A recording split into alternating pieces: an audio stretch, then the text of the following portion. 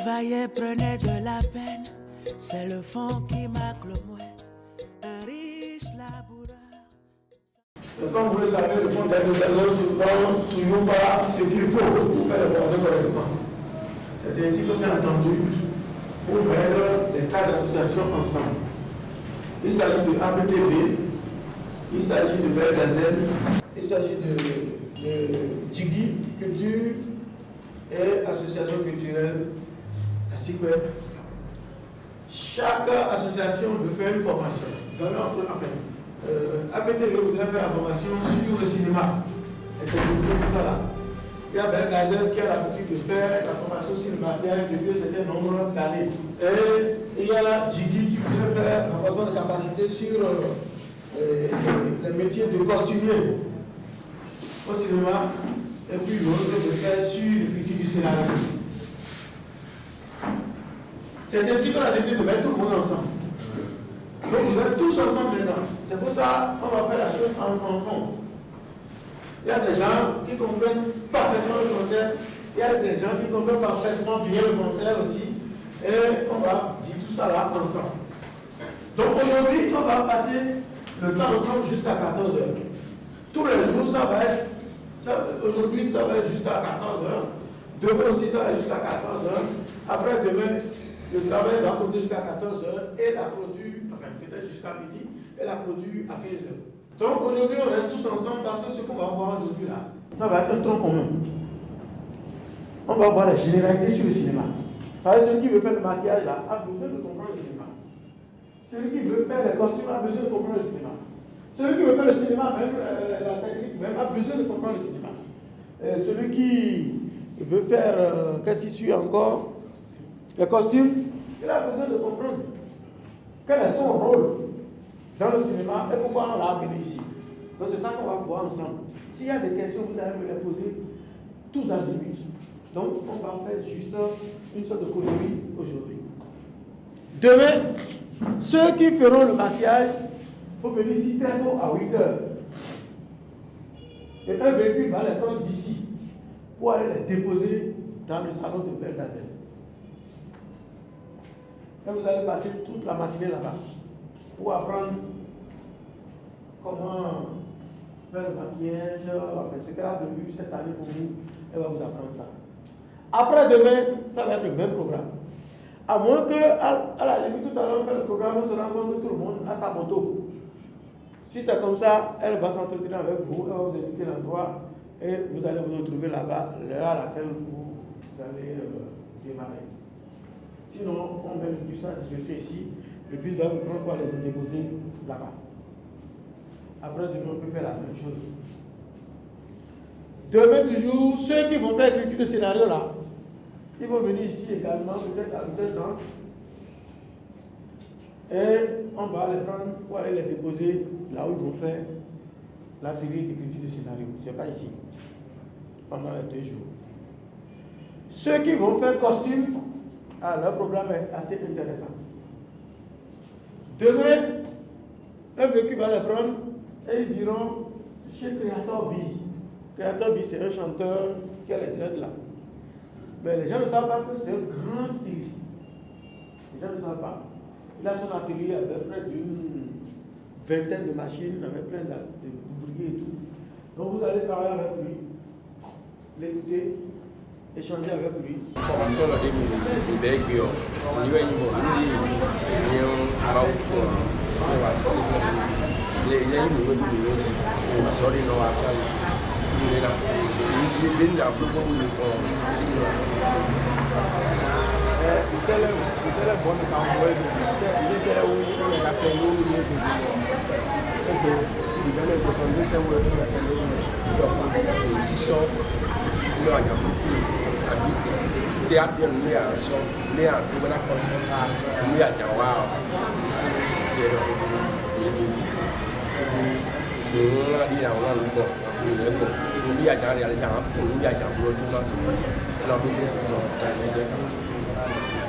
bon, on est quand même une formation et leur faut pour attendre des pour des là pour des là j'ai du et des bon des quand pour la Aí no momento, quando eu não só, então aí só, aí quando nós saímos, eu me dei no lugar, seguro ali quando eu vou ali aqui no sul, não vou continuar no ar, ele não pode passar por aí ele não pode passar, aqui não já não deveria seguir, não seguir ele já seguir, mas só antes aí eu sei, por aí não não é ele não me dele Nous avons dans cette vie, nous avons blé milliers à mais il est venu de noir au Mikaï. Il a fait pour nous, nous avons les nous avons la vie. Miguel est sur le terrain, il a fait pour nous, nous avons même bien sûr, la monnaie qui, mais là, les tout, la même professionnelle. Il y a un peu surtout au niveau financement, et dans le monde entier, quelqu'un on a aidé le père de sur il a acquis donc on a tout bien il a mis sur la scène.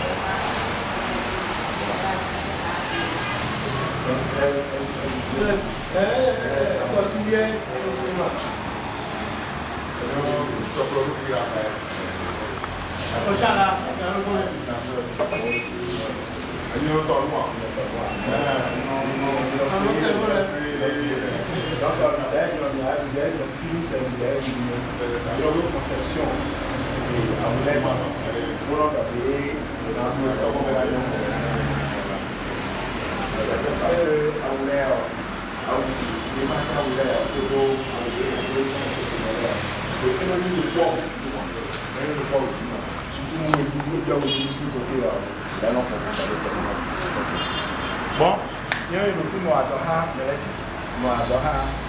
mais le cinéma, Noazaha, artiste, les gars qui veulent pour costume, danseur, tout le monde comme le partenaire,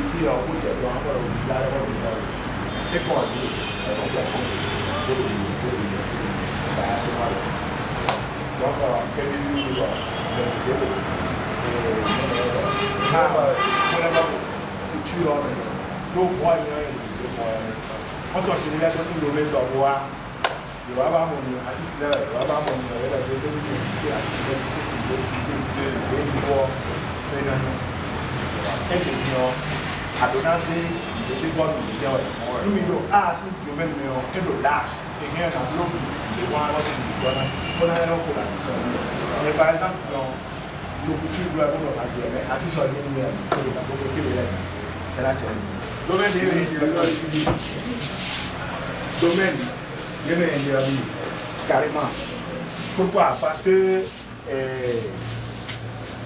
Ebédion, Obigon, mais Victor Léa, le Banado, le Volessi. Vous comprenez? Bon, le volet quand on Banado, il est temps. Donc, et dépend terrain de tiers, clientèle hors dehors. Vous comprenez? Et le clientèle qui offre dehors, là, tu as intérêt à faire des choses du genre. Les non, plein de Volessi. Et voilà, un mois, nous, à Berminablo, mis des temps. Yo volé bien à Canada, parce que nous avons entendu le Canada. Bon, il donne mille ans, et mille nous chambre quand on va, de pas une temps les mêmes, ou bien gens ou dîner les mêmes. Donc, nous devons faire les bolos, d'ailleurs, ni un bolo, avec Ali les deux.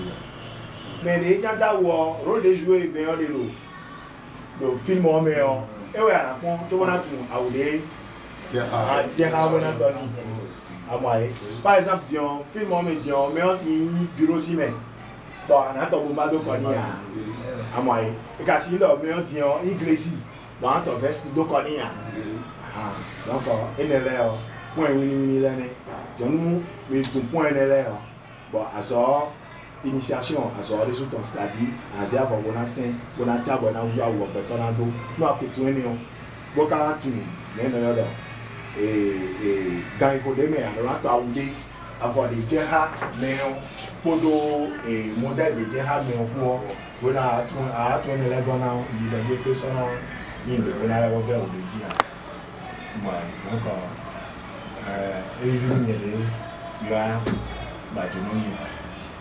bon, pour développer pour moi, na jongo ni nous mais les locaux de bona ndo bien mais les locaux de bona kandia mais balé de no no mais oui mais les no costume de $1,000 non mon quand on a fait médias sur monsieur là il y a un bloc mais il finit pas on est très souvent quoi si côté voir non on met les là à 1000 ouvriers dans ça hoy et on y le coup oui gars mais mon fils est né, le fils bien.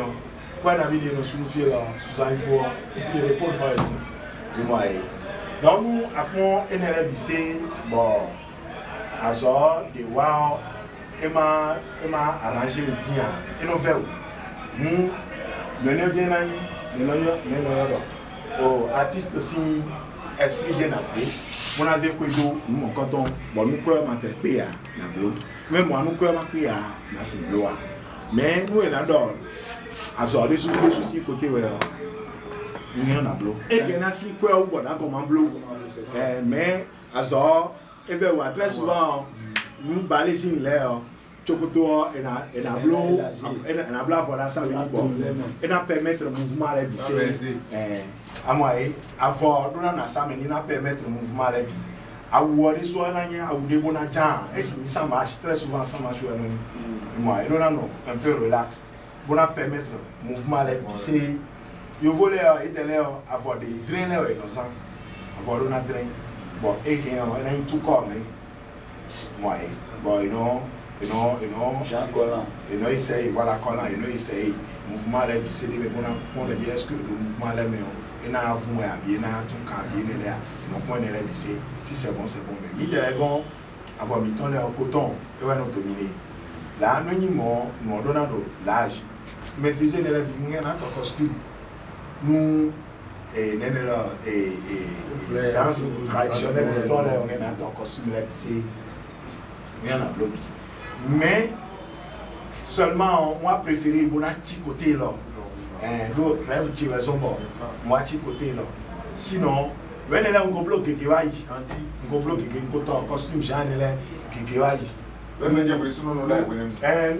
et voilà, nous numéro mi-temps là, et mais quoi numéro dit, ballon aussi promotionnel là, quoi, ça a été qui il y a des soirs où tu peux passer mais on va notre poteau et pécal, c'est pécal, on a des toboubou, j'en ai là, et on a tout là, mais nous aussi mitereji wa bien mitere mais ya sa ho na se ouvert pere c'est ça we go et il est devenu bravo milo bon comme il est soumis à milo alors mon coton nous connait pas milo bien sûr oui bravo il est devenu milo bon nous me créer oui d'abord we are we are ton oui bon milo azowa milo ntoe ko la bo ntoe est-ce que mi na yo mi di ke mi wa wa ko mi la ka mi bonu bo mi na we enya ya ka de mi na le c'est possible c'est possible parce que elle a dit fille me we ne la ja ika do ko de do mu ye me we la ise ai ka iton we la go se chao e no wuzu ai ka da ko do ko bon ai ka pevi we de mi se cha do po le o e na wuzu da ho nu mi me we la bi c'est-à-dire mi me de do yin si o yin se bon we se tu ese wa bon mi met do po mi me we la bi se na ba yi de me mais do mu plan me we o très souvent maintenant on va essayer de dire mais le premier c'est pas ça parce que quand il connaît le premier quand il connaît le connaît soit les vols de bien yiwe même étant codidor des sous même ya mais on a le conseil na mais esprit conseil ni na mettons et non posséder mais bon codidor en didor elle bise na gosi mieux tout mais forcément de l'ena gosi file bon soit entre file le mieux mon coton gosi bon à de leur mon coton mais un homme est sur la voie de l'humain. Tu en même temps, à ce côté, mais des par exemple, ouvrier intérieur, pour prendre parce que moi, il ouvrier le bois, et aussi dans le bois, au niveau carrément, et là, ça me rend tout forcément. Bon, tu as quand il a dit que nous devons aller bien, à quoi me gagne, à la montoie, de me menacer. Voilà, des nains, nous finissons, et nous bleu, bon, on sait. Aboutir au résultat quoi on a osé blonde na le fini bon ando mille sous mille blonde mais et mi kuno blonde bon alors énergie des mille blonde bon et non lindi et comme alors clean de fini pour mon ça alors clean de mon ça résultat non ya autant donc on est meilleur on a eu mieux le fini ouvrier il est en l'air et point ça parce que il est en train de le fini bon bah il y a le résultat des bails. Bon, le résultat, les bains, bloc. Très souvent, on a dormi dans le câble, on les a à moyen. Donc, quand nous sommes dans c'est vrai, des dorment, effectivement, nous bloquons. Il y a un beau marquant. Vous voyez, nous bloquons, nous avons bloqué. Mais vous voyez, nous avons c'est bon. Bon, on a dormi pour les autres, désormais, côté de bon, évolution, et dans le côté supportable. Donc, ouvrier les gens France. Donc, si vous avez un micro, pour le mawa, boire mon hamio. Nous avons un tableau de 0, tableau pour le niveau de 11. Si les midami pour avoir fini, il y a un commencé. Donc, on a une meilleure, bien sûr, à ces nous ne pouvons pas sortir côté à nous et à midi week-end. Mon père.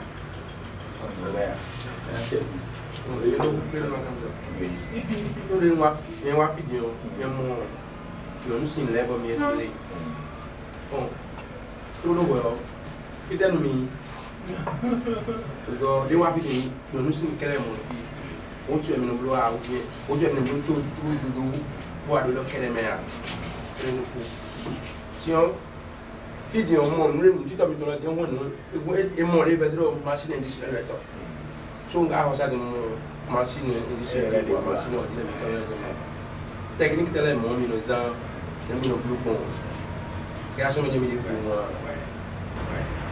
bon il y a donc une tous les mêmes c'est des noirs je suis bien à 100% je suis de Porto-Novo de la vallée même dañuy continuer de fier.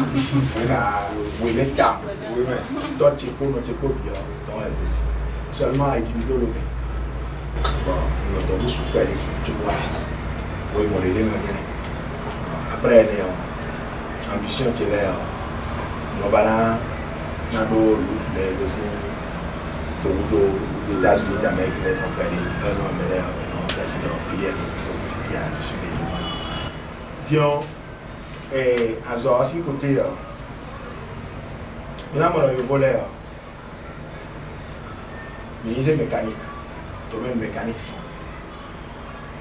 Fier là, et le mécanicien, un homme moto, un homme moto, la vidéo. Fier là, on est Mark Levy, un homme Toyota, un homme Honda, un homme Infiniti, un homme Mark Levy, puis un homme. Mais il y a un ancien candidat parce que Mark Neller, maison est bon. Bon, maison pour le technique, il y a un gens d'auteur. Disons, il y a un coutume depuis coutume et le large, c'est-à-dire nos enfants, filles ou garçons, nos adultes, nos mais déjà à partir de 5 ans, notre adulte, homme comme femme, nos les nos traditionnels, nos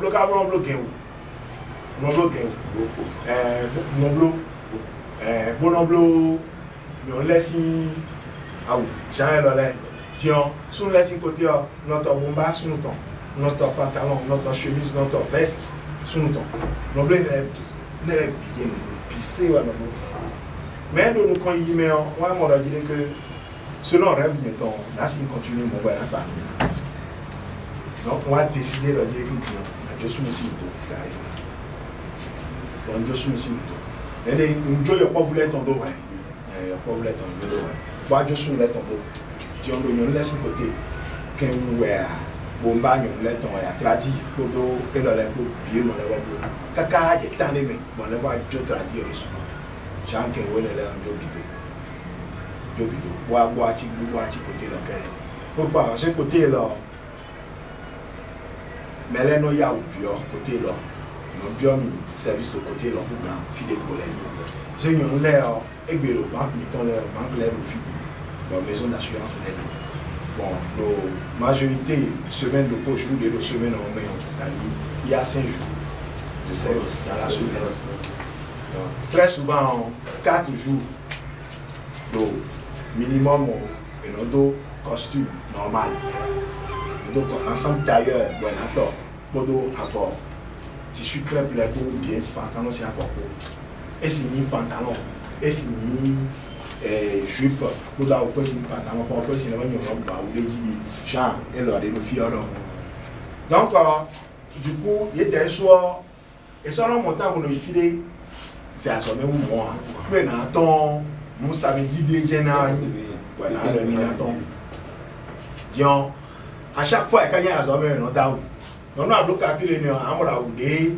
et nous donnons à pont garde-robe et tomber à oudé nous do à oudé nous disons les ici là on a à sommet si on veut nous support pour gagner sortir ici donc bloqué calculer les révisés mon nous boire côté là et donc sinon piquer nos blocs mais évidemment nous sommes tombés récemment ils ont mis société les ont mis à ça bon nablo et ensemble d'ailleurs nous avons de veste sur nous mettons 100 mais 100 les violets nous 80 nous 70 sur nous 30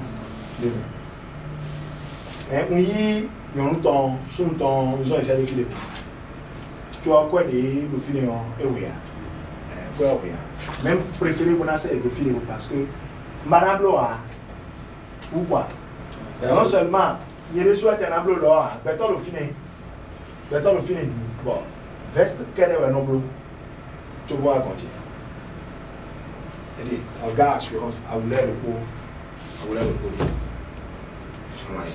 donc ils ont mis une lettre en les pour l'avoir mis sous lettre bon ben on va sous lettre beton le fini bon un ablo même aider le fini bon ablo mon coton si vous venez voir converti ton do tu vois il y a même le poids de na wazol les coton hamilé il vient dans les voir ablo donc mon alors calebo hami moria donc on a donné le boulon na bleu là on bleu là tant on a jamais on est une auto we go me leta lewa si comme do et belo blanc pour konati et ne mais déjà sur mon père donc on préfère pour nation essayer de filer vous donc c'est que et il faut dire qu'il n'y a pas du mal à laisser les autres aussi t'aider un peu dans ce que tu fais ou bien à laisser une part pour les autres aussi mais des colères et des sous et libre pour et il va pour nous un arbre bien fidion beurre mais non compléter par exemple mais quand c'est le lot en doche bon le lot en doche il peut y avoir ouais le lot de Didier Fabrice il peut y avoir même attends les coutumes mais quand on nous poil nous faut boutique Kedo maro militaire lolo si boutique do maro militaire lolo si boutique no moi à peine mon pharmacie à China a akana yi donc on body la bio feu o mais boutique Kedo fini mais eni no poil mi no bloa donc couture et le vaste même puis c'est lié mais un couturier même quand on mais les a complété mais tata bon on a donné donc j'allais mi bon wachi fidélité mais derrière ça ils renseigner l'homme ils renseignent l'homme parce que et le tabadi et le fier le tabadi à modé anaï ouvrier bon alors bon modèle avolier monsieur ali bonato et là très souvent modèle ali sous quel on dit j'en ai voilà le monde de le tatouer mais même de là c'est comprendre bon donc on dernier on a bon on découpé alors il très voilà très bon azewa nasin bon azeno là chaka kaka à niveau là associé évoluer à azewa ouais donc quand il faut même nous temps à l'obligé on a bloqué tout fini donc il y a évolué tout va continuer donc on sait là surtout qu'on sans présence qui associé il y a voilà nous le monde à si nous associé quelque le port que nous le bloquer alors que il derrière il nous y associé quelque c'est de tout à moi donc les gens qui fier là il a si nous associé pour moi il est obligé il est souvent car le monde est fatigué, nous faisons un moment à vie, nous avons aussi fait l'ouvrier à 0h, 1h du matin. Et derrière, il y a 20h, 21h, on va dire le premier profit. Tant là, on va permettre de nous récupérer pour nous, 8h30, 9h, sinon d'ailleurs, on va encore 7h de profit. Ça fatigue beaucoup. De toute façon, on s'y fie, bon, tu dors. Mais dès que on me disait, on s'y fie là, il y a pas non va développer qualité de nationaliser paix à son quand on voit bon des cas où dit le moyen les bas le moyen les moins péri et ben dit le plus facile nous bataille parce que au moins mais déjà ça a mis on va maîtriser à des niveaux bon on dit on a non surtout péri on apprenti son apprenti de pour finir et qu'à dire mais il y a 4 mois d'embellir. Mais c'est parce que le papa tombe du temps. Heureusement, parce que nous sommes le temps qu'on apprend son mère. Nous comprenons son père. Oui, nous sommes le temps qu'on apprend son mère. Nous comprenons son mère, il suppose dit. Tant de voir le filet bord, et atelier chez les apprentis, on apprenti qu'à ce 25-30. Le pas dit. Moi, bon, mais il y a des diplômes, je suppose. On a diplôme, on a diplôme. Fille de l'ouvrier, apprenti, si apprenti. Et le fille, voyez ouvrier qui voulait la joie. Mais dès libérer, il y a apprenti pour libérer. Bon, mais il y a apprenti pour libérer. Mais il la joie à ramener le fille. Donc, c'est pour vous dire que apprenti, si côté on croit, soit guérir mon fille, vous voyez contrat quoi elle est.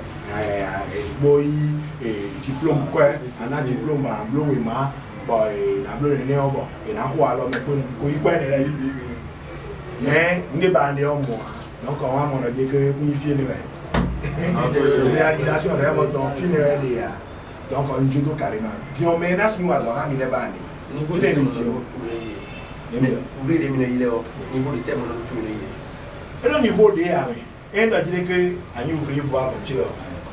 Nous nous contentons de nos barons, mais quand il y a un ton, un ton, titulon. Bon, arriver au ton, bon moment pas. Ni un ménage. Tu vois, au niveau des connaissances liées à l'audace, des sous-mains. Amérique, tout le monde dit. Donc, il y a bon, rien en ton, bon, na testé pour nous simple bon na lo qui dit on va arriver pour notre bon notre ce qui veut dire que nous mettons dans l'air et qu'on a rien à comprendre nous de nos études nous y est l'air nous c'est par exemple aux études et autres là je suis venu à par exemple étape na bidji à voilà nous comptons nous découper à fort rectangle devant comme derrière, si mesure des, on va découper en si on mesure des bannières. Découper l'autre est très bien. Très bien, parce que avoir l'or ou quoi, avoir des lettres on très derrière au billard. Et l'or des sont très bien, devant comme derrière. Très bien. Donc nous découper avant mon, la zéro va être très. Pour la zéro, la zéro a découpé devant. On a découpé derrière, on a été appelé si bon, si on nous aide, fermeture ici, nous allons ici, nous allons bloquer, mais dis-le, nous mêlés, à ce moment où nous allons dans le hall,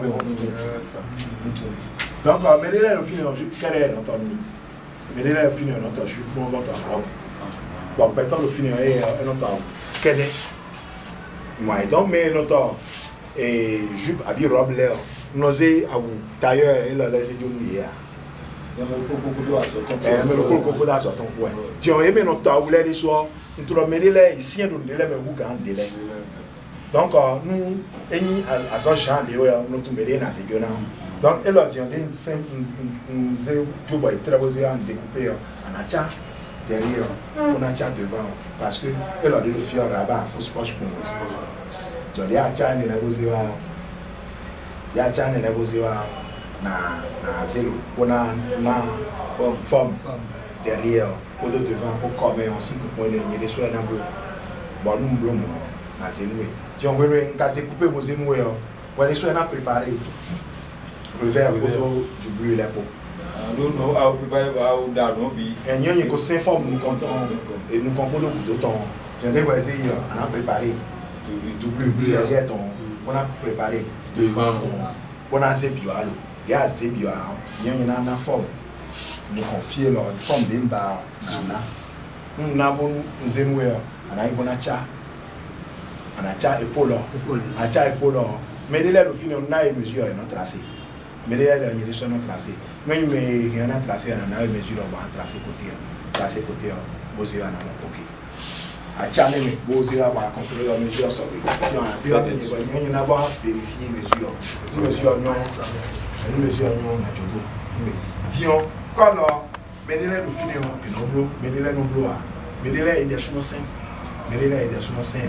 disons moi le patron color to le maco bon c'est bien le sein par rapport à mesure de color 20 bon patron il est en cas de 19 et demi moi dire entre 1 heure et 2 on a complété et quand il a dit que patron tu aurais dit gaouga à voici color on a avoir les qui ont dit non choix il est sur 5 non choix vous êtes bon on a mis là bas nous a le colo identifié là donc du coup et découpé pour mettre dans le fil pour préparer ma choix là il y a une réserve de mettre nous réserve de parce que mais les là il y en a alors et c'est une série d'ailleurs on a changé ma choix même on pas la réserve de machine à moi d'obliger pour le douleur parce que et c'est rien à le construire donc elle va dire mais le nom de la série là on a obligé à faire encore préparer ma choix aussi là donc des chambres il faut ils ont regardé ils ont si on y va pas non mais si on parle à la menu le final à la menu les soutiens on parle à la menu pour échapper et niveau des pôles on a placé et les champions. Nous essayons de dire. Il y a là, il y a un là, il y a un follow il y a un monté posé là, il y a un jour il y a un dos bouton chinois, bouton chinois. Non, là où le bout le fier, bouton de notre faire moi, vas-y, Robbie Lolé, il y a un mood. Dame. Avant le milieu de nos zones. Ouais, c'est bon, attends bien. Et nous, mais nous, quand nous abordons les, bon, il y a autant avoir Jean de nos balais. Oui. Un enfant de nous, mon coupon à le faire. Nous, à Baman, nous trouvons le 5 coupons à aborder nos balais. Nous 5 ici pour nous aider. Permis, on s'est donné. On va choisir. Des bandes. Nous choisir nous, on va pas vidéo. Si on va au coton. Pour nous essayer de bouger nos doigts et là, c'est non n'a mis les données. De l'aide on des parce que non ma ibia we no ala so ai wa we do ya so se go ni ya boutique comme moi a oulé le temps mais de l'aide non exiger leur avoir pépépé et bah Emily你comprends là mais quand vous donnez information la site et non vers donc on est bien le point si besoin est-ce que maintenant on le dit pardon non mais est-ce que mais ma série va celui-là et oui ma c'est quoi goût si quoi c'est vrai finir de calcul de finir par exemple formule de le faire maintenant on va dire que à ouler et non pas si besoin de nous à ouler nous sommes devant et droit à contact et fond bon à dogo biome à moyen bon gogo de couteau donc du coup nous quand à voici nous quand on peut si besoin tata na ya comprendre de l'air et nous peut si besoin dit en fille dit en là moi je pense de beaucoup nos filles tu as pense de mettre pense de mettre si elle a d'un aussi fille bois fille pense le film bon fille là pense d'avoir le film parce que fille là pour le fille là quand fille là aucun fille là mais adonablo et ne bi tu vois dessin forme de ba de yo et na le bouton problème on est quoi donc fille oui mais si c'est ce qu'on est adoption et puis on met des périodes et les nos filles ma c'est ma regarder non problème est du point c'est pas déjà non c'est vrai à goudrouille ton mais et tu as un do ouais bon pour na goudrouille là mbana yi tout simplement on bien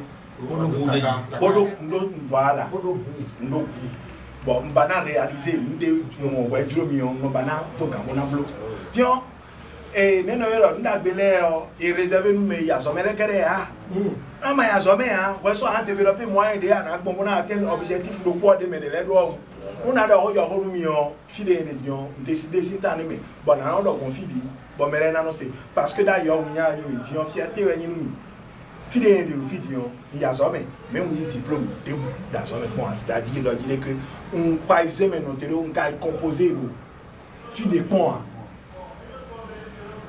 Donc, c'est fait dans mettons, oui, nous ton, ni on y est le fil d'ondoa. Quoi, ils aiment des bio, le 5e année, bio 6e année, le 3 mois. Bon, bien, j'en mets d'eau. Mais, écoutez, mais là, nous avons fait journaliste de quoi faire ça, il faut l'interview. Bon, il a quand même dit que niveau d'un cadeau, t'as bon, et là, c'est pas vrai. Et donc, il y a un bloc bon bord. Et le français bédo à moi dit. Le français bédo. Et il y a un si roi. Français bédo, il y a un si roi. Français bédo, il y a un si roi. C'est ça. Agan c'est fond bédo, on a besoin de c'est une langue. Donc, français, béni, bonoto, nous, nous, la pâte, à tête, à c'est bonato. Font béni, béni, toi, tu as mis un bleu à aider. Bon, à bleu à aider au français, béni, il y a un problème. Mais français, béni, doit aller où? Il suffit la communication, on y va passer. On doit aller, mais on y comprend.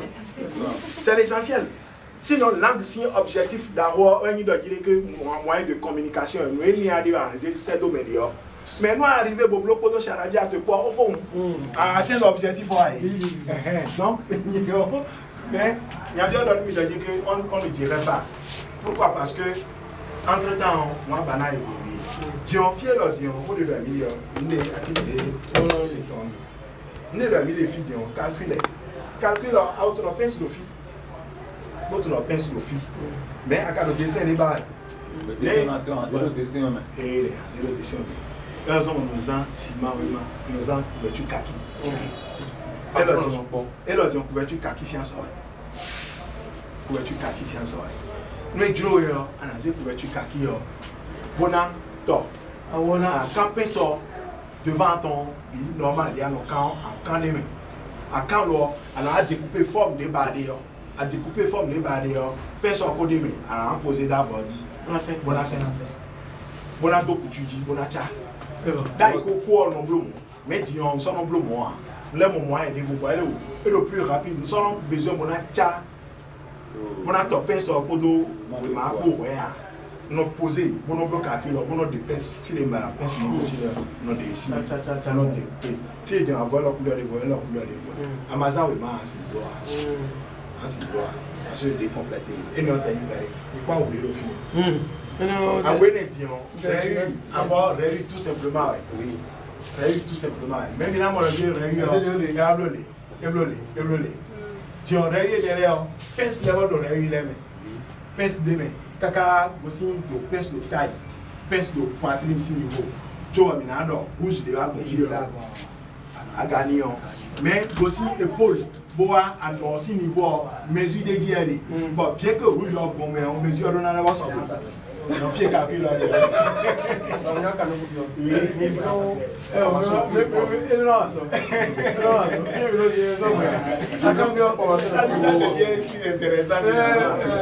Formation c'est côté une formation et le fil de bois parce qu'on connaît ça. Je cherche 25 ans. Bon, il y a de cela 25 ans, il n'y avait pas encore tout ça là. Elles ont déformé à voir. Elles ont mon chou. Sinon, on peut préparer une idée, préparer une idée. Elle a dit. L'impression. Nous oublions l'impression. Dieu, fille la fermeture. La fermeture. Interne. Voilà. Nous sommes dans la cour. Donc, fermeture, on va soutenir. Non, mais attends. Et là, voilà, elle a voilà. Voilà, on a qui dit. 50 000. Ensemble, ils leur sont 10 000. Et leurs ressources sont 10 000. Ensemble, les très souvent. Vous le recevez là.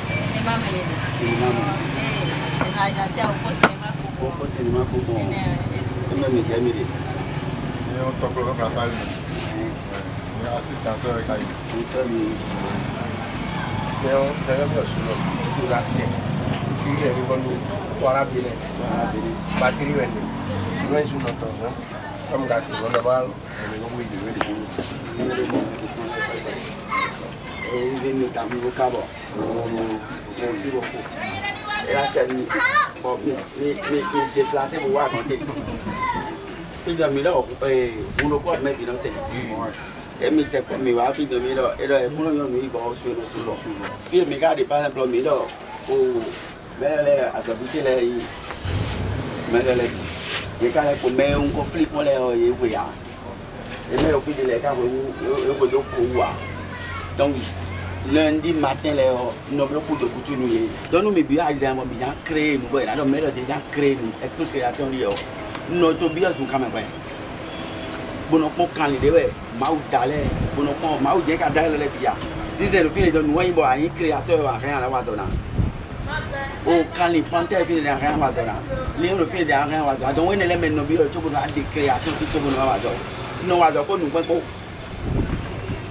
no wazo ko libinu ko libinu wazo ko limu ko no wazo ko je ko no wazo ko rafia ko mo je no le wazo ko atisi flo ko ni no wazo ko atisi amma ko amma ya amma de do amma teme no e no wa amma ya me mais atisi amma ne le mo no zem no de créer na si de créer robe de soirée na de créer tenue de là donc ene le pele ne wazo de mi se po bon se par exemple nye su nge na inu yo do mi si do nye po do nu nye ba do nu ji we de mi ka se po ni mo ke mi na te mo na blo bona se ko mi de le bo mina nous minati non pas et là sérieusement bon to mi ton na do nu kon yi do nu ko gere nu bo no ben sérieusement wa ino mo do nu de yin alo nu zo wi wa le o mele o mele kan le me yin nu kon to mi ton de me no so bo mi ye kuno ke anu mi o be no mo do yin ko e no mele le dion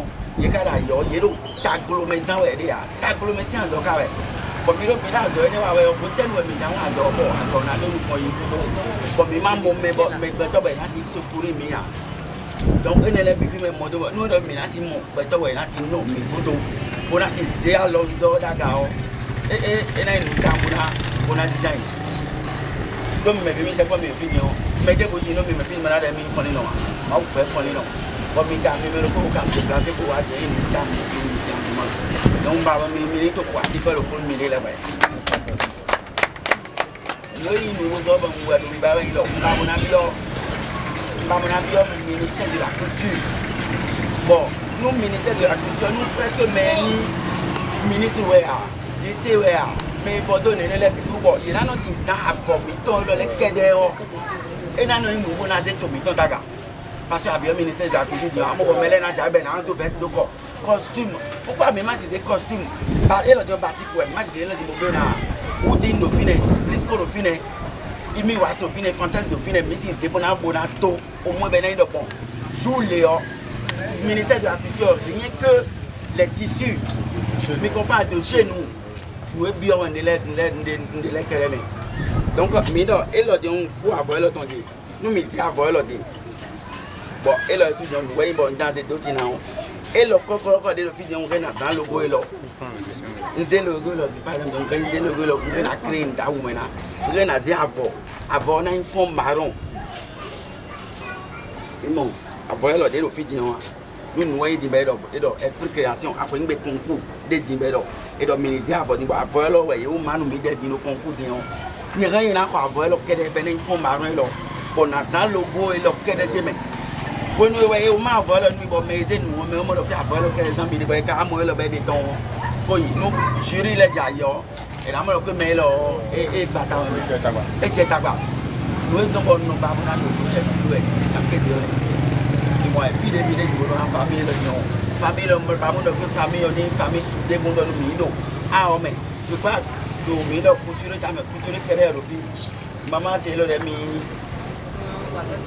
cinéma me ko pe donc ça cinéma on mais de aussi le niveau akanya artiste bo ine no bi pure cinéma ba mais le level no de ton artiste maybe bi mo ate donc mina stage et boutique comme donc mina filmer de l'école à peu près mina bon au moins nous do konde we ma de ndo kodo do si bo no na so awele me on mina kon ne le super super bon na claim est-ce que vous parlez de mi na do atelier mon coton do Bénin bon maintenant le bon si bien que ni m'aider jawi bali bloqué par exemple au Diano on peut là dire bon il y a atelier de coton il a to balé aussi non complet on dit ba aider te mettre nous les mais et la moto tu sais que m'a dit que et pour des souhaits ça veut dire mon contrôle tout même si c'est la mon contrôle tout c'est me comprendre donc ah bon tout à l'heure donc le ministère de la culture ouais bon on a exemple de il donne un tenu mais là j'ai consommation local c'est-à-dire pas les années pourquoi on demande tant que le ministère de la culture tité ou donc que il y a des gens presque des ministres il y a des gens tenues traditionnelles pourquoi on doit atelier nous mon quand on va tolérer supposons le ministère de la culture tité bon il ballet national disons ballet de fin par exemple disons il y a des gens qui ont mais les disons il y a des gens à visiter mais ouais je voulais voir dans mais il y a des ce sont les costumiers du ballet national. Et national il dit que il y a non de bon mais le dit on peut aimer couturier de ballet national ballet national ici couturier indien ai couturier de koyogbe bon mais des boutons ya bon nous il bon il a titin béton il par exemple il bon vi qu'on dit que il bon dodo atelier par exemple bon dodo to ozeda ga bodo et faut le bleu par exemple nous mais biwe tout mi par exemple bleu nous mi ton peut-être qu'il y a boutons il couturier styliste esprit création de ben moi que mi des so mélodie et moi na moi mélodie ballet si mélodie ballet si mais bino tombe no ko ngbe to ben no eno ko ize mais bi di danseur et mi to récréation do po e indo mi do classe do po a mi mo ati donc e we mo ko ya de lo di on nu e yin bon don mi lo di ko nu lo de bi ti asan igbo to mi se ko mi di mo mi do bi blow e lo di on nu mi na si po mi na si dominer de do po nous ko yin ati no mi sérieusement parce que culture mi ton da ije alors nous zo da ije sérieusement ana ko pa bien en détail mana de ton bon mais majeta ba de bu anu mo po wona je nous de ton tu mana je ne blodi balé do fini par exemple mi lo nye do fion nous mana si nous buna do an kan ko bio do me do balé le me nous fi par exemple mo kere na wa zo de wu nous c'est clair do podo télé on na wa zo de un kan ko bio no kan ko bio parce que nze an na wa zo de an nze bata na wa zo bata wu et dans monde ne laisse nko yo parce que je suis chrétien fervent, je suis marié. Et ce monde, tu vas un styliste pour un tamet babona de tonaleo. Et nous, si on te dit nous un styliste, et nous avons des monde même de voir. Donc un styliste, mais un concours à bien représenter tout le bout de Bernard de bon. Que il est passé, qu'est-ce que nous mettons nous niveau les bandois. En dehors, que les compter où. Donc on fait des vidéos. Il faut être polyvalent, c'est ça. Il faut être polyvalent. Donc on regarde au d'accord tengbe ibado bon font bien les questions les y a des poser vont bien avoir des nous ta nous esprit création oui et que ça me sauve bien je ne sais pas si je peux faire le à ce voici niveau difficulté de télé minimum il y aura de télé minimum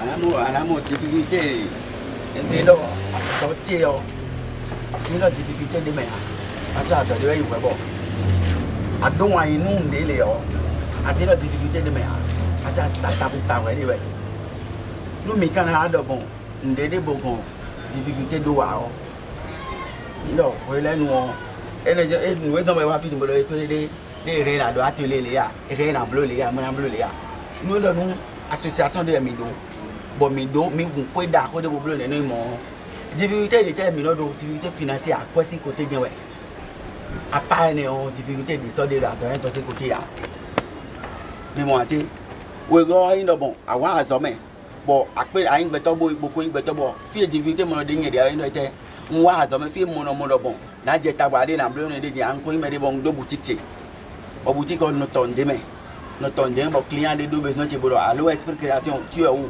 j'ai besoin de telle chemise j'ai besoin d'un costume j'ai besoin de telle tenue au moins on met les noirs boutique comme on fait des machines là que nos difficultés c'est ouvert si c'est des domaines militaires et moi quand c'est ouvert ouais ah quoi après ça tu vois à niveau là à c'est ouvert parce que état bon c'est ouvert ne dit bon mais ouvert mon de John George ni ma mo bon esprit ne ouvert ça va ne o était ça yeton ene ben attention mais donc nous ado bondo ye ba do we bondo e don bondo ko ye ni wa se po bondo mi kutu yo nu de me on kutu do kwa wu aso po ye do fi par exemple nous là di on si to chemin de podi bo sai 50 000 francs après nga ha vo yo ntu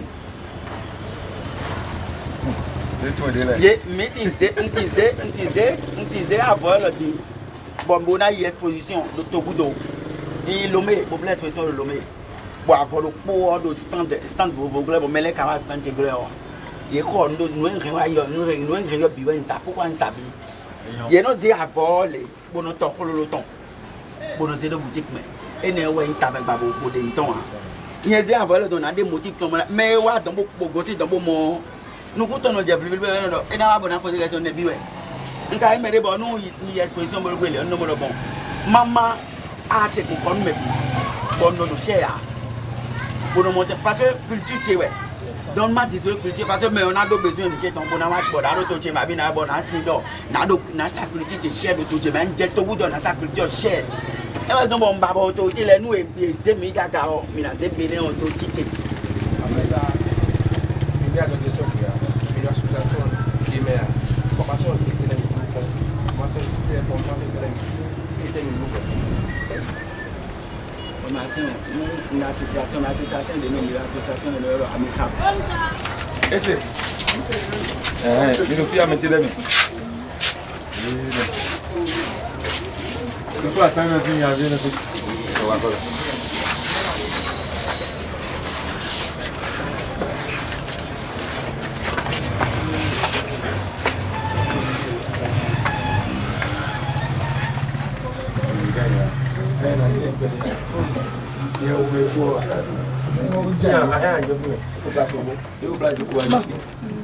Ils ont à partir de bon depuis 2008 ou bien 2007 hein.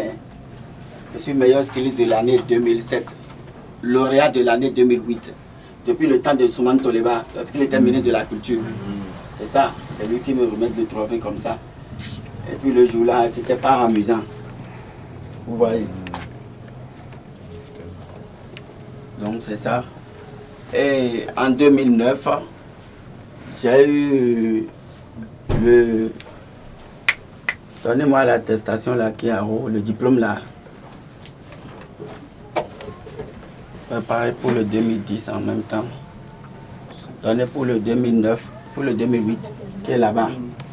Là-bas. Ça. Vous voyez.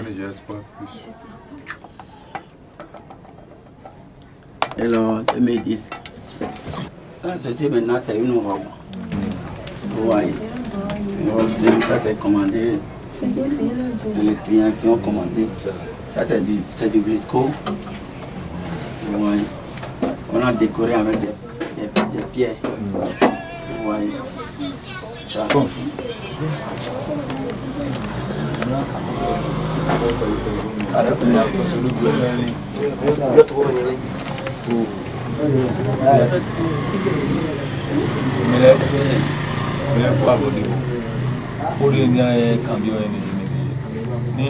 Bravo, mi de un minuto triple. Bukaro, mi tombairo.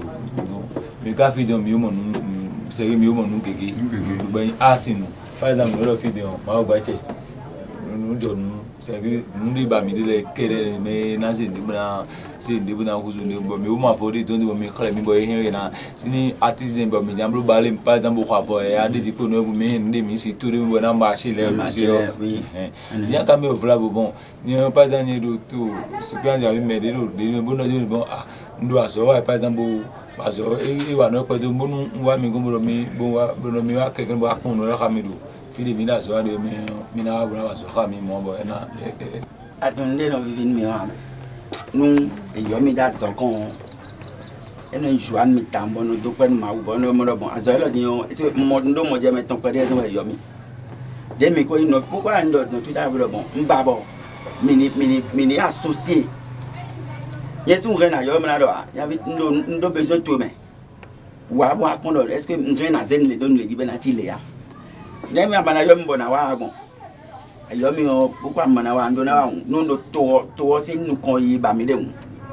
To zo ba mebide. Parce que après bon mi vidéo après si aujourd'hui mais bisi no le mi de ka droit télé mi to bona do fitima da si no mi bisi no mi de ka no carton cha mais comme bon quand mi de mi inu mi do aso lo san legit mi de le pe de mi pon mi no do le agence pe de mi si vous bon bravo na le bon mi ken bo ay de mi do tout d'abord bene de aucun gbadu si ami bon let's côté ko no be se ko donc so peut-être ni kasi bana aja so mo ko ton wa gbogbo na yin numbo na je ngbo je kan gbo ilande to be na yon nu no akodo me do fidele par exemple igbele mi ton jon nu ne so mi ton bona mo tendo yi nu de mi ka fi don mi mo surtout ne le fi mi mo e ti comme je me de gba mi do mi mo a se anfodo do nu mi ton ji bo mo logo la bi se do donc mi ba mi de one est-ce que vous voyez donc mais si do nu mo ko to comme de goyi nu le bo le file donc e besoin de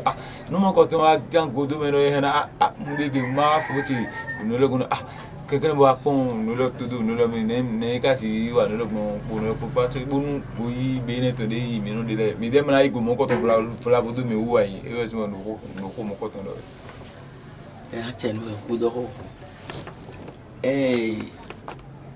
me ni peto botundo e mi taglomètre de temps taglomètre babo de tonton e na igbeto de bo e do na reno zo ton do khumea azo si sule kerene me e ne do gbesu me e do biblo me a reno zo to khumeo aziza na donu ya asi artiste di bono isendi bono duwe anon duwe bona no vibrer bono bi menu mi do troupe de me bo aje ke gwa bo je ne bloji o a fo ingbe ayi de lebo afọ de ano de na je irateji nu teke ano duo teke sin po na je fifeji abi nu na nu gbon ano duo ande fo pa e ndo nu o ne yodo o sapata si enu yo alile azon ene alile jo ko me aje aton lileji e ndo nu anyi beto ba aziza do tanu yo aziza inde bono tonu me e no jete bono tonu me e jete adona se si se to me ine jete adona do wan ni no zo to e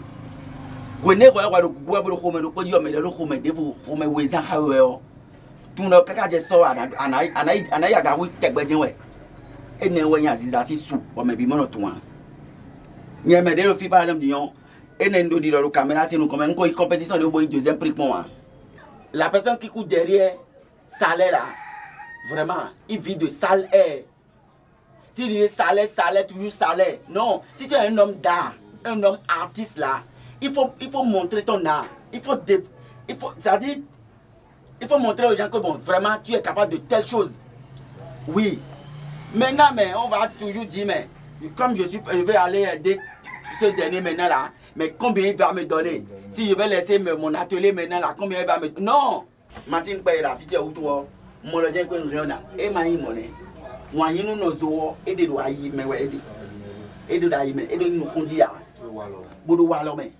Ene mi mo no lo de mi mo dessin de mo na bo ene le me o dessin ene le bo nze réaliser produit lo le na mi mo logo lo de e produit ya a forme a posi logo we e wo ye réaliser produit na mi comprendre inspiration ene le o e lo fi pa dem a forme we de a po daga le me we de mais yon ye de réaliser produit na il a besoin que produit oh c'est là nous de dominer les créer.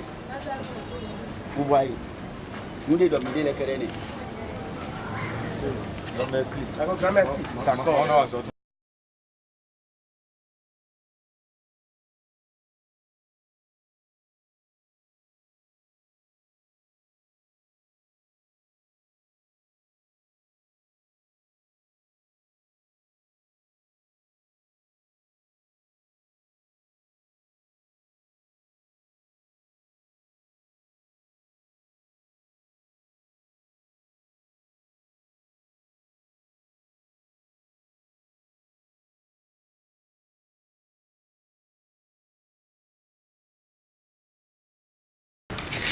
Mình là đại hữu, người là tu đại hữu, ấy đó là những điều ổn lo,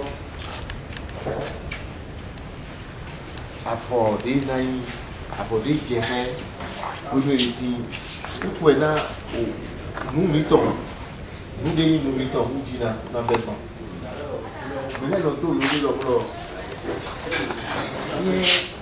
Kuvito do Ligati. I don't know no more. Make you break when you buy my to a top. We could talk with we can. I'll stop what for the young who come in here. I'll tell them. Kuvito me to lay. Where me now? Oh, dear, me now, Besson. No Kuvito me to lay. Yeah. Àbọ̀dé ìlọ́tọ́lá lókòlókò ìgbọ̀fọ̀ ètò ìwé ìgbọ̀fọ̀ lóòrùn èhè àzọ́ yìí náà dídá sílẹ̀ ìtù sí inú ẹ̀ lọ́tọ̀ náà jágbàdì ìmọ̀dọ́wọ́ náà mẹ̀nyàwẹ̀ nù ẹ̀jẹ̀ hẹ́mẹ̀ náà nyàmẹ̀ dé náà nọ̀bọ̀ náà yẹ̀nyìnyàn lọ́nà bàwù náà lọ́wọ́ ẹ̀ náà tọ̀ náà kófìtọ́ àkótó dé náà búwẹ̀ gbọ̀n sí inú ẹ̀ lọ́tọ̀ náà.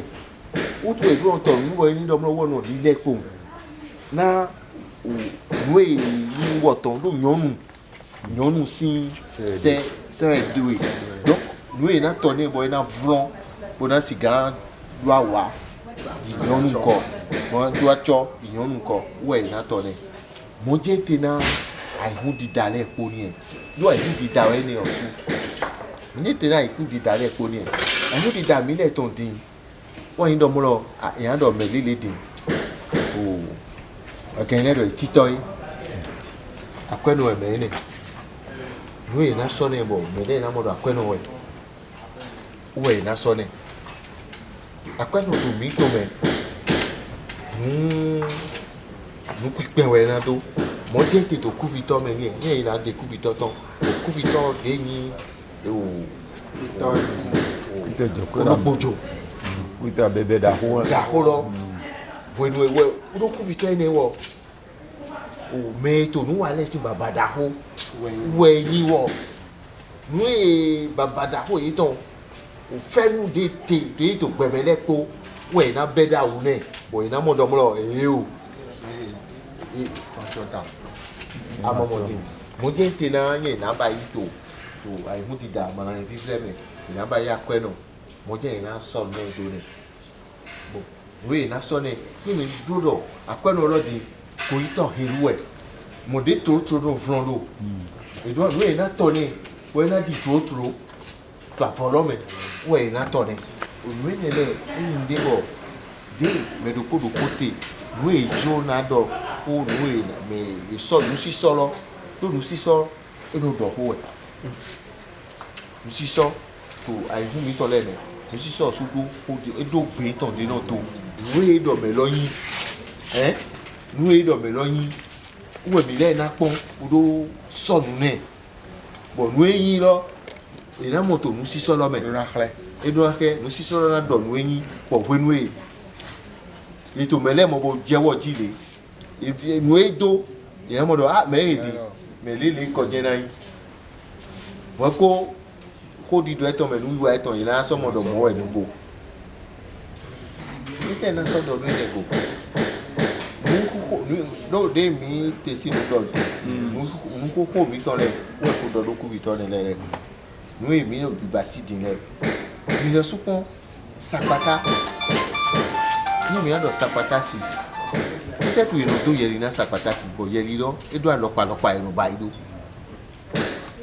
ni do vlog kan di we do we na basi le londo jacho yeto patan lede londo jacho utu e no tomne we no tone e na do vlon nu we ton e mama for avoid ne dey friend me he no e moto na tu se e wa dem ko ni me awoto ni abedo me ko e to logi for awoto bo vlon wa ni ni do bedo me ko e to logi do ye me awoto bo vlon wa e na di blaso e ni o di ba jadogo to ma comprendre nous eto nous ndo na mi tin send me kiwe ko e ke bon de ro tu nu bro do mo pe to mi awe no ho ndi me gba bo mi mi jo ro pe to lele me awo e bo mi amo e di me ko nu de na to na ye bo ya to nu ji bo ya mo e di me ko mu ko e ye de to di s'il te plaît enlève un truc là et de to di ye a to mobile Amatẹ̀gán amẹ̀gán pé àwòrán mẹ́ ọ̀sùn. Ìgbóndó yàwó. Àlẹ́ kókó ẹ̀rí ẹ̀rọ fúnfú ẹ̀dí.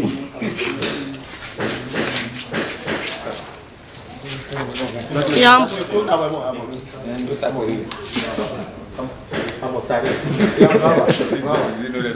Brava.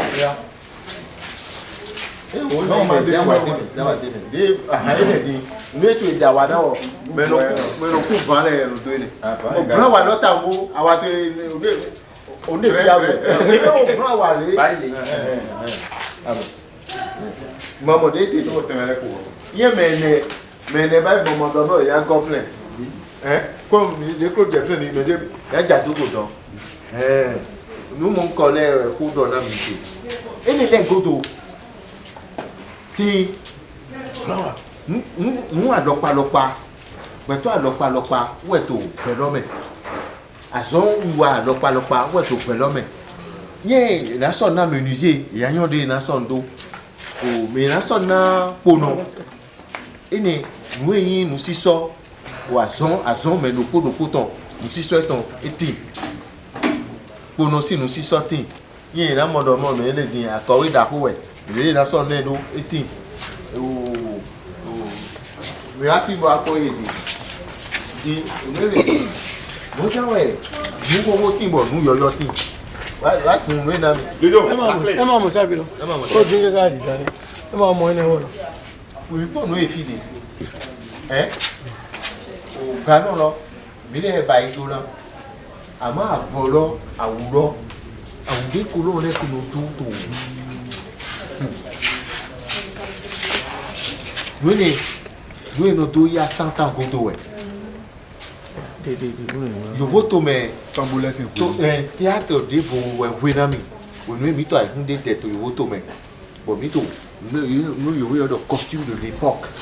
Bien fort, il y a des conflits de mettre au bout. Bien mon pot de haine, vraiment.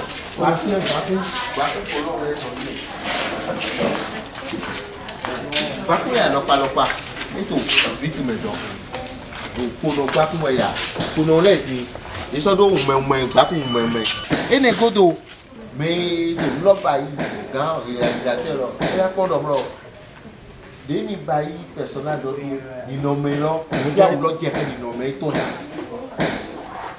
ìyàpọ tó tata ni ọ̀nà filmé iye sọ filmé kó ìyàpọ image when I saw an image go to an image be na nu emi droya we po ina do afixer do mo lo ese we ni we po ina do mo bon iyomo abi go epol na nu de wa yin carton nu wa ke e basi e to akwa we wa igba ni carton lo we do mo ni to pour comme une sorte mon lot pour mon sang. Nous avons conservation. Nous avons conservation. Là, on est pour là. Où est son bon? Oui, nous prenons les gars, nous pèse kilo quand il l'aime. Il a dit, il a c'est le fil. Il a c'est le pour àti pé fíìmà mi ò súnmọ́ ìdáńtà bò ní tọ́lẹ̀ àwòdì àdó yìí ìdọ̀bí ò sí ló wà mọ́ àmì ẹ̀rọ wúlé bò náà mi ní ẹ̀yìn àìgbú ti jẹtọ̀ nínú ohun ìyànà dé ẹ̀yìn lọ́mọ́ kantin lẹ̀ ní ìdọ̀ yìí bí àwòdì yìí tó rọ́bà yìí spectacle ní rọ́bà yìí fi àtọ̀ ìwọ̀n dín dípò ìwọ̀n kantin lẹ̀ hù àwòdì yìí náà sùn àwòdì wọ́n lọ́mọ́ títẹ̀ tó yẹ àwọn jẹ̀tọ̀ kílámù wọ́n lè ta ká mi pọ́n lọ́mọ́ ìmí dún àmọ́ àwọ̀ ètò tè wọ̀ fìtì tó nìkan náà fìtì tó kótó náà yẹn abẹ́ ń dé mi bọ́ akpọ̀n débò máa mọ̀ akpọ̀n tán àmọ̀ ní dé mi rẹ̀ àmọ̀ àkúrọ̀ bọ̀ àmọ́ dín ṣoṣo dé wẹnu ẹ̀ ẹ̀ ìyàwó ẹ̀ nílẹ̀ dín tè ó tà àdúgbò tè mẹ̀ fi lọ fún ẹ̀ lámọ̀ tè yẹn débò sọ́ dín tè náà pọ́n lọ́mọ́ à yẹn pọ́n fíbọ̀ máa mọ̀ bọ́ yẹn tsokoto àbí ń dé wẹ̀ bon so confi na mo lo ndi lo poisson yi àìsàn yi se lo ji de imelewe mi na no pon yi bon mi na no to e transition lo to c'est vrai il tourne là il termine au diaou et do de là c'est do le sous papa fille na c'est do sous papa bi ko do to filo dai do ye mi basi bo e fe o ye le ma ba yi de ko ba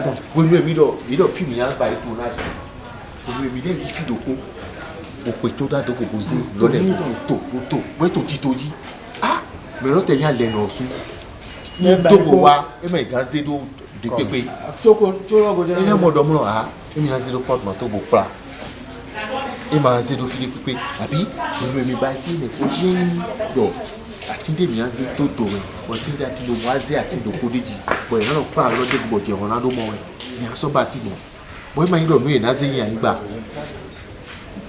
abi ma wa do no e don tete I had wa na mi di mo mi gado no démontable mo boy na su ete yin de démontable de no mi ji no plafond do yadi ati do ko to tele but they will be your cheche me but e ke lo do e do afọ àwọn ene lo afọ but they no say lo deji e ga sofre but mi aba yi go to ah yin be to momo o jije na se do mo e me gas mo we ne te bo na se da igba donc mi me le mi do ado but yin mi yi na ji mi o to da yi but lo de na fe wo bo e bi me ya o le gro mo lo le bi mi to do bon me dit na se me to ya mo do me ba yi lo soka boy do mo me to non le tonto fi sous le tonto fi bon me le wa c'est vous le ko wa bon mo te fle bo mi to no couper me de bogo me na me gazi da ba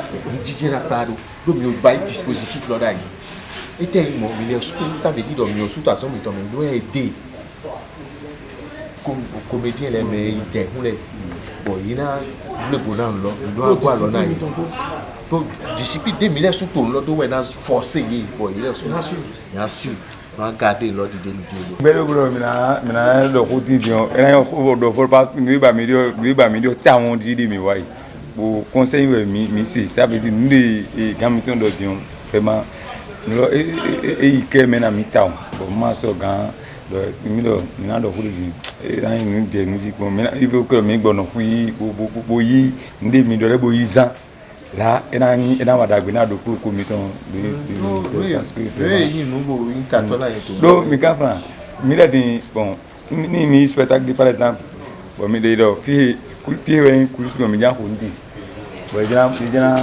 jouer notre vie bon et comme dit mi tabi à terme il est notre pressé kaka bon si bien que il m'a ta idée de c'est nous de mina mi fiti do et normalement numéro pour et donc c'est de fil de mais mi il est madou et il do là faut pas de sorte quoi pas dans fin babu de quoi dans fin babu de donc et non rien bon ma selon yo de mi ga c'est de ici à vidéo il ba le poko kwata ko mi ro poko do le bo atodo di le mi e ma ka so e ma so do e do de mere town na no ne do mero na ko do mero na ko do e ma mu ça veut dire que e no ba han ça veut dire ya ba to ya ba to do fin blanc de juro ko ba igun la ele de mi de e ba na enu yen fo ti bo de gan ba igun ni je to yin na lo bon ni mo meje ah ni wa me ko le ti bon nde mi le mi ba fi ma mo yin ba gbon donc comme ya bo yon de mi na to mi gbon la ni mi na mo tin do na sisi da gbo me le ko na kon do mi ko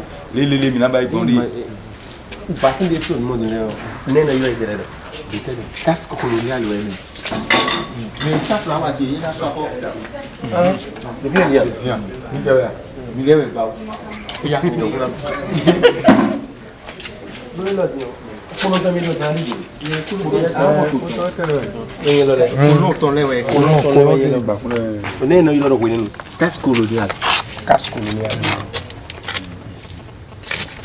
Awele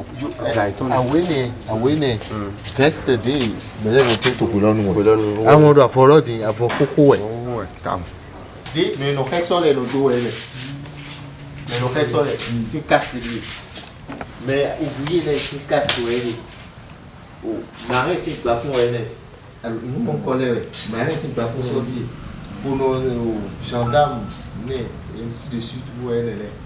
4 associations se sont mises ensemble,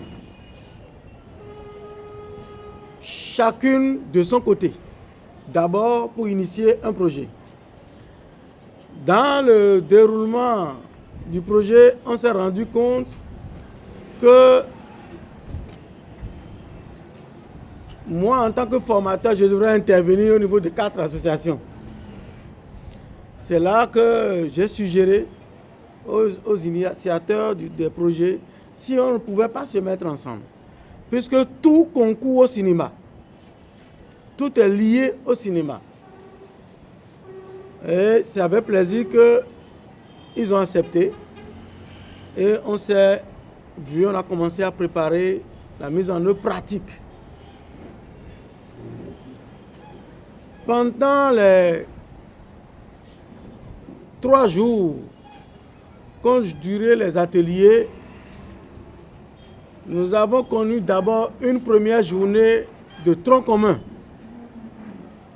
Il y a une quarantaine de stagiaires venus de partout du Bénin et surtout de plusieurs compagnies et groupes professionnels du cinéma du Bénin.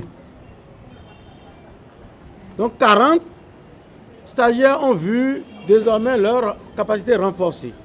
Donc ce premier jour, nous avons travaillé sur comment travailler ensemble, comment tourner les films ensemble, comment collaborer ensemble. Parce que il n'est pas rare de constater que tous les jours, nous rentrons dedans, nous n'arrivons pas à faire des films de qualité, nos films ne franchissent pas les frontières parce que nous ne travaillons pas souvent ensemble. La place de chaque professionnel dans une équipe de tournage, c'est ce qu'on a fait le premier jour. Ça a été véritablement un succès. Après cela, à partir du 2e et 3e jour, nous avons éclaté le groupe en 4 sous-ateliers conformément à l'objectif de chaque association. C'est ainsi que ceux qui sont restés en technique professionnelle et audiovisuelle sont restés ici au siège de Gangan Production sous le tutorat de Gildas Béanzin, qui est un professionnel et des professionnels de Gangan Production pour travailler pendant les 2 jours. Ensuite, ceux ou celles qui sont dans le secteur du maquillage sont allés au salon Ongles Beauté de la responsable de l'association Belle Gazelle pour travailler. Nous avons publié quelques photos sur Internet. Donc, ils ont fait des merveilles. Ils ont fait des jeux, des effets de brûlure ou de blessures et autres là. Les costumiers ont eu 2 jours très riches. Nous avons eu le tutorat de Créateur B, de Esprit Création et de Halloween Dean. Et puis, ceux qui font l'écriture de scénario sont casés au niveau du siège de la FENAT, où le responsable de l'association Asikpa Metemeton, qui est un écrivain, a assuré la formation de l'autre côté. Voilà comment on a travaillé pendant les 3 jours. Ici, on vous a déjà cité les 3 associations qui existent. Et tout ceci s'est fait sous le financement du Fonds d'aide à la culture, avec le partenariat de Gangan Production, de Ongles Beauté, de FENAT, de EITB d'Halloween Dean, d'autres personnes, et plus des associations qui ont initié les choses. Cette cérémonie, évidemment, comme il a dit, on va présenter les choses et on va finir par donner les attestations. Son Excellence, Monsieur le conseiller au CES, Claude Balogun, Mesdames et Messieurs, le Collège des formateurs, Mesdames et Messieurs les stagiaires aux présentes formations, c'est avec un réel plaisir que nous prenons la parole à cette occasion au nom de l'association Djigui Culture du Bénin, initiatrice de la formation sur le métier de costumier au cinéma. Pour nous, le cinéma est un domaine qui recouvre une multitude d'autres métiers, sans quoi son épanouissement reste et demeure hypothétique. Au Bénin, la vocation de développer le cinéma est un fait réel et cela se dévoile de nos jours à travers les écoles de métiers de l'audiovisuel qui se mettent en place. Seulement, tous les métiers n'y sont pas encore développés, malgré leur importance à ce domaine de cinéma. Ces métiers sont entre autres les métiers de costumier qui nous préoccupent dans ce projet. Par ailleurs, la mise en place des productions au Bénin, l'éclosion des chaînes de télévision et d'autres créations d'art de la scène doivent solliciter ou avoir besoin des professionnels costumiers. Malheureusement, ces professionnels sont les plus rares à croiser dans nos rues. Pour contribuer à la résolution de ce problème en vue de doter nos différentes productions audiovisuelles et cinématographiques de professionnels des métiers de costumier, ce projet est mis en place. Il est intitulé « Formation au métier de costumier à l'audiovisuel et cinéma au Bénin ». Le principal objectif est de contribuer à la promotion du métier de costumier à l'audiovisuel et au cinéma. À cet effet, pendant les quelques jours passés, nous vous avons sensibilisé sur l'importance des différents métiers, des techniques de l'audiovisuel et du cinéma. Nous sommes rassurés que les activités au cours du présent atelier, ces activités ont renforcé vos capacités au métier de costumier. Notre souhait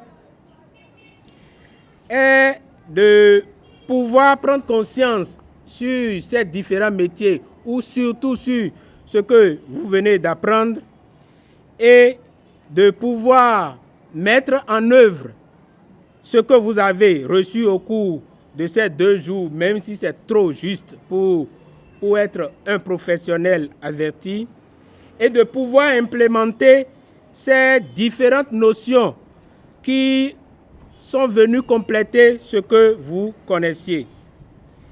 Mesdames et messieurs, nous ne saurions finir sans remercier le Fonds d'aide à la culture du ministère de la Culture, qui est le financier, qui a pu soutenir, qui a vu juste l'importance de notre initiative et qui est venu contribuer pour sa mise en œuvre. Aussi, devons-nous congratuler les différents formateurs qui nous ont aidés à parvenir à nos objectifs, même si ce n'est pas encore à 100%. Et enfin, nous voudrions chaleureusement féliciter notre frère, le monsieur Claude Balogun, qui a goupillé tout, lui et son personnel, afin que nous puissions avoir cette harmonie de plusieurs formateurs, de plusieurs stagiaires et de plusieurs initiateurs de projets ensemble pour cette cérémonie. Mikudo Gbada, Mikudo Afo, Mikudo Azododo, Wakon, Wakon Dunji. Gbada ndi on vivinu en town, bo maybe mi play wa yi nu edo nu eji. Mais dès qu'à construire on va dire transin. Mais là Homiton, monsieur Claude Balogun, mais bien mina ko pe da ko ni bona ko bena durer temps